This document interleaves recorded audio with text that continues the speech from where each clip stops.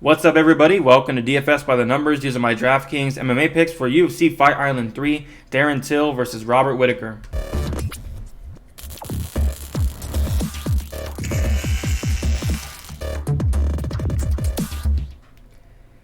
What's up, guys? Welcome back to another Draftkings MMA picks video. This time we are breaking down UFC Fight Island 3, Robert Whitaker versus Darren Till. We have a great main event on this card, and we have 15 fights on this slate, which is the most I've ever seen. We had 13 fights a couple weeks ago, and I thought that was a ton, but now we have 15 fights, so it's going to be interesting to see all the different strategies. I know I have my strategy going into this week as well. I'll go over that and many more. Before we get into the breakdown, if you guys can like this video, also subscribe if you haven't yet. Would really appreciate that. Trying to get 5,000 subscribers before UFC 252, and make sure you guys are subscribed by then, because I will be doing a giveaway on DraftKings and a giveaway for people that also don't play DraftKings as well on UFC 52 fight card, because it's going to be a big card, a very good card coming up there, and so make sure you guys are subscribed so you do not miss out on that. But coming off of a good week last week, was very close to that winning lineup. I came in with a strategy of targeting those fights that are going to score well, and that's just what I did, and it worked out extremely well. Had only 3% Duffy. Duffy took an absolute crap, got submitted by Alvarez, which really surprised me. I had some Alvarez, but did not have enough of them.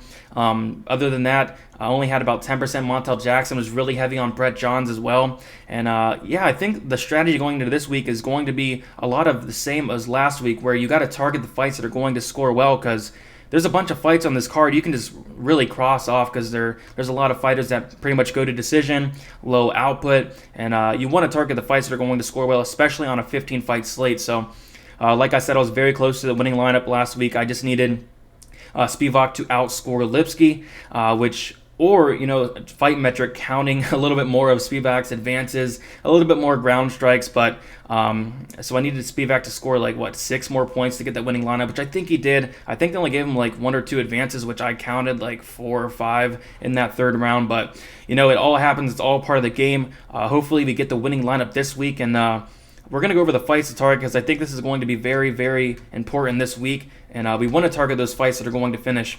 Starting with Chimaev and McGee, minus 515, fight does not go to decision. This fight is most likely going to end inside the distance. It's most likely going to end inside probably the first round and a half.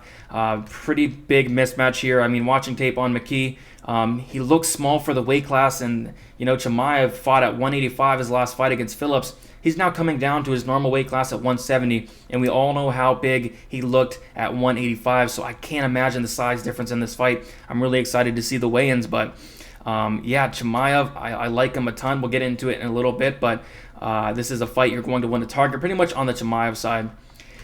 And by the way, forgot to mention, guys, I am going to be going live, as always, Friday evening, 7 p.m. Eastern Time, going over DraftKings final thoughts, betting, and the weigh-ins as well. I think the weigh-ins are going to be very important, because we have guys that are coming back that used to fight in the UFC, taking long layoffs. We have guys that are getting up there in age. We want to see them on the scales as well. So very, very important live stream on Friday at 7 p.m. Eastern Time. Next, we got Antigulov versus Craig. Minus 350 fight does not go to decision.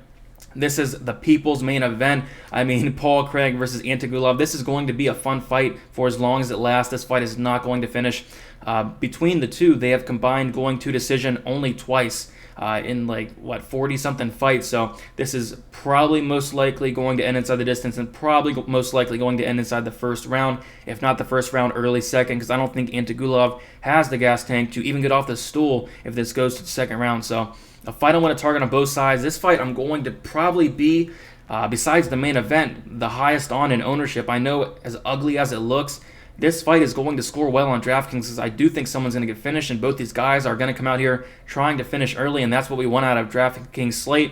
And it's right in that 8,200 range, so it's a fight you want no matter how bad both of these guys are, because they are pretty bad, but it's a fight that I think is going to score well.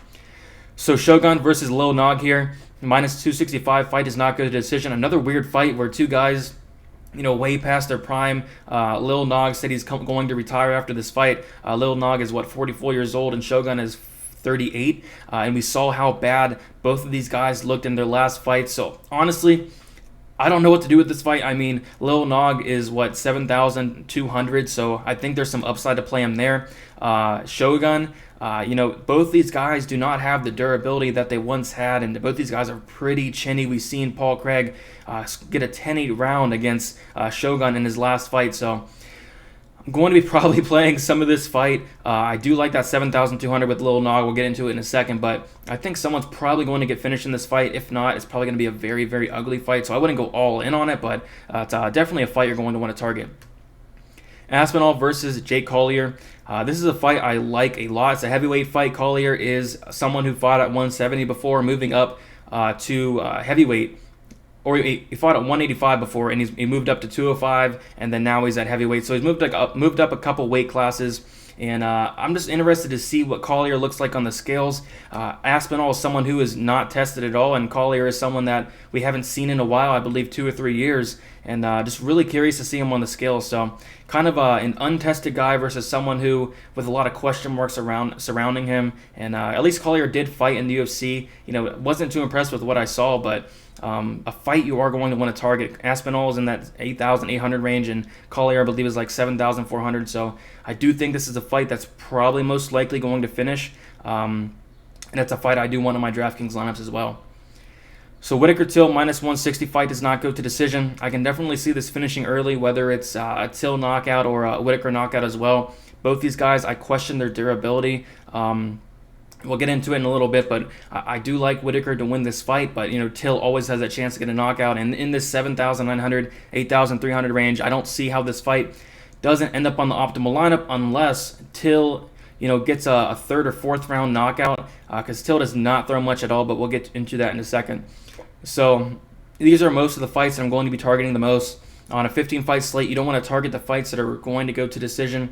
You don't want to target the fights that are going to have very low output. And just like last week, I really like the strategy going in, and it definitely worked because we got all the right fights to target on that fight card. And my mistake was not having much Alvarez, and I just really kind of slept on Alvarez, and at least I only have 3% Duffy, but was really not expecting Alvarez to get that win. But that was a fight you probably did want some of Alvarez.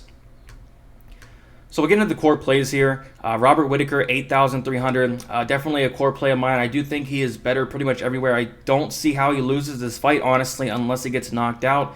And he's been knocked out twice, so durability is kind of a question mark with Robert Whittaker, but he did take some time off. Till came up a weight class his last fight against Kelvin Gastelum, and honestly, I wasn't too impressed with that performance. He didn't throw much. It was a very boring fight, and that's just not something Whittaker does. Whittaker is going to bring the volume, bring the pace, and I don't think Till can really handle that. And honestly, I'm not sold on Till as much as people are, but I do like Whittaker in the spot as long as his chin holds up. I just see him landing more volume and possibly getting a finish late on Darren Till. Khamzat Chimaev, 9,800. There's going to be a lot of people that are going to fade Chimaev, hoping he does not hit value. And I'll tell you guys right now, there's no way he's not going to at least score 98 points and hit value there. But I definitely see a bigger ceiling than that. I've seen his opponent taken down multiple times by someone who doesn't have near the wrestling as Chimaev. And I do see him getting a finish first round, and if not the first round, the second round. And that's just racking up more points for Chimaev. There aren't too many underdogs this week, but I do think there's a couple that can win. And if two underdogs win, I'll tell you guys right now, Chimaev's going to be on the winning lineup, especially if one of these punt wins. He's going to be on the winning lineup because I don't see how he doesn't score 100 points in this fight. This is a huge mismatch for him. 9,800. Of course, it's expensive. That's only going to lower his ownership. I'm going to have a decent amount of Chimaev. I'm not going to go all in or anything because I do think there is a scenario where maybe no underdogs win, or maybe one or two win, and maybe nobody under that 7,500 mark wins. And if that happens, then Chimaev's probably not going to be in the winning lineup. But I have a feeling like one of these punt plays are going to win, and we'll get into that in a little bit. So Tom Aspinall, 8,800, core play of mine due to, I think there's a lot of upside here. This guy's a finisher. He's a BJJ black belt. He hits hard, going against someone who we haven't seen in a while, Jake Collier. And I do see a finish in this fight, whether it's Aspinall getting the finish or even Collier getting the finish. It's the fight I do want to target heavily because 8,800, I'd rather play Aspinall than some of these guys up in the 9,000 range, like Amiv, some of those guys up there that aren't just really going to score well. So in a win, I don't see how Aspinall doesn't pay off this 8,800, and I most likely see it coming by finish. So Marina Rodriguez, this is a play I like in that mid 8,000 range because I think she can win, and she throws a ton of strikes per minute. She throws like almost 5 strikes per minute, and let me just check my numbers here. He throws about 5. She throws about 5 strikes per minute, and someone who is not too good on the feet in Esparza. Esparza has about a 53 striking defense. Esparza only lands 2.2 significant strikes per minute, and Rodriguez lands 5.82 actually. So that's a ton. And I think if she can stop the takedown, she's really going to put a beating on Carla Esparza. I think she's the way better striker by far. She's a very dangerous striker as well. She has great knees in the clinch. She hits very hard, and I do think she can even finish Esparza late as long as she can stop those takedowns, and that's something that really has kind of plagued Rodriguez in her UFC career. I mean, she hasn't lost, she's had some draws, but her getting taken down, controlled, getting dominated on the ground, I'm sure that's something she's worked on. And Esparza is someone who hasn't been really going for takedowns much. I think she has like a couple takedowns in her last couple fights, and that's just not enough to beat Rodriguez, because when it stays on the feet, Rodriguez is going to have a field day. And I do think this play is going to be very low owned. And I do think there is some very, very sneaky knockout upside for Rodriguez here. She's a beast. And if this stays on the feet, I think she can definitely hit value and maybe even do more than that. Because we know that Draftkings loves counting women's MMA's significant strikes. They do not hesitate to count all their strikes in a fight, like with Rosa. Rosa had like 30 strikes in the first minute. Like they don't hesitate counting the strikes here, and I think that can definitely happen here, especially since she will be at low own. I think Fight Metric will more than happily count all Rodriguez's strikes, and she throws a ton on the feet. So I don't mind that as a core play right there. So GPP plays here.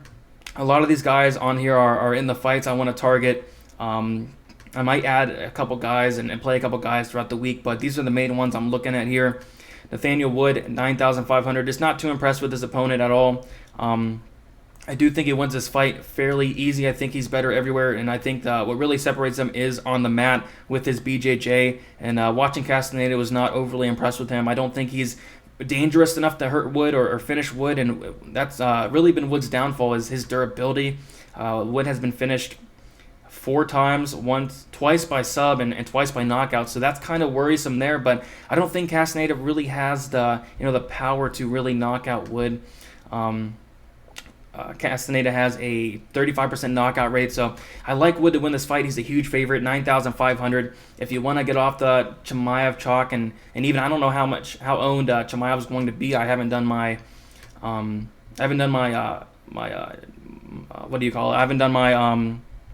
projections for the ownership yet, but I do think that Chimaev will probably be a little bit higher owned than Wood, and I think that some of the hype has been knocked off Wood, and it also is the first fight of the night, and you guys know how I feel about the first fight of the night, pretty much always ending up in the optimal lineup, so I could see it happening here. Nathaniel Wood, 9,500. It's definitely worth a shot because I do think he probably most likely gets a finish here. So Gadzhimurad Antagulov, 8,200. A fight I want to target heavily. This guy's going to come out here and try to finish Paul Craig in the first minute and a half. If he does not do that, Paul Craig is probably going to end up finishing him. But he has some power, he has some good BJJ, he has some good takedowns, strong guy. But I am picking Paul Craig to win, but you do want some of this guy because Paul Craig has been finished plenty of times before, and someone is getting finished in this fight.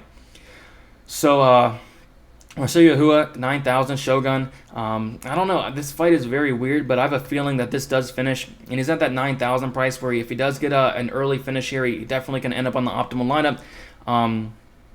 Lil Nog does not have the durability he once did, and we've seen Lil Nog get finished his last fight by Ryan Spann there. So I don't know. I do think that it's worth playing some Hua there at 9,000. Probably going to be low owned. I mean, it's the co-main event, so not too low owned, and it is a fight you probably are going to want to have because I don't know. I just see someone either getting finished or this being a very ugly, sloppy fight there. So don't hate it at all at 9,000. So Tanner Boser, 8,900. I think this will be a fairly popular play. He's fresh in our minds. We just seen him knocked out Philip Lins, which was sweet because I had a ton of Tanner Boser that fight, but he's not really a finisher. He's more of a volume guy, using his leg kicks. And I don't know. Pessoa seems to be a tough guy. Just looking at the numbers here, Tanner Boser has a 50% finish rate. Pessoa has a 60% finish rate, and Pessoa has never been knocked out. Pessoa is, I believe, a BJJ black belt as well. So I don't know about this quick turnaround from Boser. It kind of concerns me, so I probably will honestly have some Pessoa as well. But I feel like, Pessoa is going to try to get on the inside, and we've seen what happens when fighters try to get on the inside, like Philip Lins did. Boser does have the power to knock someone out, so I could see someone getting a finish in this fight, and I think it'll be pretty sneaky because I don't know. I think a lot of people think this fight's probably going to go to decision, and maybe it does, but like I said, it's a heavyweight fight, so we never know what's going to happen, and that quick turnaround really does concern me about Boser. But overall, I see him winning, implementing those leg kicks, using the volume, maybe not finishing Pessoa, but maybe even finishing him in that late third round, second round when Pessoa starts to tire. But I do think Pessoa is pretty live in that first round. And by the way, Boser is tough as nails. He has a very, very good chin on him, so I don't really see Pessoa knocking him out. But like I said, it's heavyweight. Anything can happen. So Alex Oliveira, I don't really know how I feel about this play, but he is dangerous, and we've seen Peter Sabota knocked out before. Oliveira is a finisher. He's finished 81% of his fights, and Sabota has finished 88% of his fights. Sabota's been knocked out twice. And I am picking Sabota to win this fight, but I think Oliveira is pretty dangerous, especially early when he's fresh, when he's throwing a lot. But his volume isn't too high. He only averages 3.09 significant strikes per minute. So if he does not get a finish, he's going to bust. But don't really think a lot of people are going to play him just for that reason. So I do see a scenario where someone does finish this fight, and money is coming in on the fight to end inside the distance here. So I think it could be kind of a sneaky play here with Alex Oliveira, right in that mid 8,000 range, 8,700. I think it's worth a shot to possibly get a finish there. So Alexander Gustafsson, 9,300. I don't really like it, but if Werdum comes on the scales and looks like he did against Oleinik, I'll definitely have some shares of Gustafsson because, Werdum looked awful in that Oleinik fight, and Oleinik doesn't really have that power to really take him out. Oleinik has only 11% knockout rate. Gustafsson probably has some decent power at heavyweight, I'm assuming. And he does throw with a lot of volume, so maybe he might not, knock him out with a one-shot knockout, but maybe just over the course of 3 rounds, just really rack up those significant strikes, put some damage on Werdum, and maybe Werdum falls over in the 3rd round when he's very tired. So I think it's worth a shot on Gustafsson. Make sure you guys tune into the live stream because I do want to see both these guys, Gustafsson and Werdum, on the scales.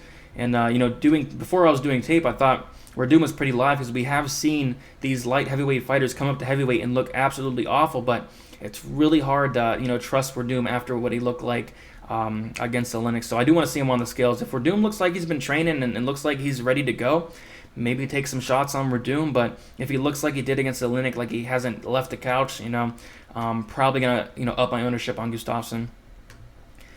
So live dogs here, there's not many live dogs, but there are some dogs I think can get it done. Paul Craig, obviously, probably one of my most favorite live dog plays here. I think if he survives those early rounds or the early minutes of the fight, he can definitely get a finish, and I do think he can.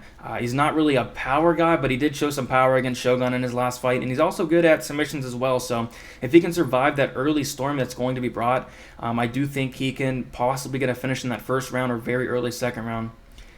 So Peter Sabota going against Oliveira. I touched on it briefly, but I don't know. I think he has a great advantage on the ground here. He's took some time off, worked on his striking a little bit, and I think he's going to be, needing some better striking in this fight with Oliveira, someone who's good at striking. But I don't think he's going to really mess around on the feet too much, and I think he's going to try to get Oliveira down. Oliveira has like a 59% takedown defense. We've seen Oliveira submitted before, and I don't know. I like Sabota in this spot at 7,500. I think it's worth a shot.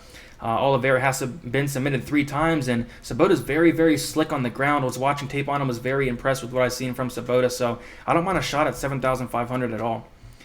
So Darren Till, 7,900. I don't know. I think he can possibly get a knockout. A lot of durability issues with Whitaker, but if he does not get that knockout in the 1st or 2nd round, he's not going to hit value, so that's what makes this play a little dangerous. And he's probably going to be pretty high owned since it is the main event, and there's a lot of hype around this guy. So I might go a little bit under owned to Darren Till, but I do think he's live in those first couple rounds for a possible knockout, but he needs to get it done early to hit value there. Jay Herbert, 7,700. I was very impressed with what I've seen with Herbert on tape. He hits very hard. He's very fast in and out. And I like him in this fight. I like him in this fight against Trinaldo. Trinaldo, it seems to be on the decline. Trinaldo only throws 3.37 significant strikes per minute. And Herbert's going to throw a lot more than that. And I think that's where he really separates himself in this fight with Trinaldo. As long as Trinaldo doesn't come in here with a takedown-heavy game plan, which I don't think he will, but if he did, he'd obviously have a better chance to win because I don't think Herbert's too good on the mat at all, and I don't think he has a good takedown defense, but that's just not something Trinaldo does, and that's why I do like Herbert in this fight as a live dog at 7,700, racking up the volume. Like I said, he hits hard, and Trinaldo hasn't been finished in a ton of fights. Like 32 fights, Trinaldo has never been finished by strikes. So I think Herbert might be the first one to get it done. I mean, this dude hits hard, and he's going to come in and out, stay at range and just land the more strikes. So even if he doesn't knock him out, maybe hit value with output alone. I don't think the ceiling's, overly high for Herbert, but it's just another live dog that we can put into our lineups. Jay Collier, 7,400. It's a heavyweight fight.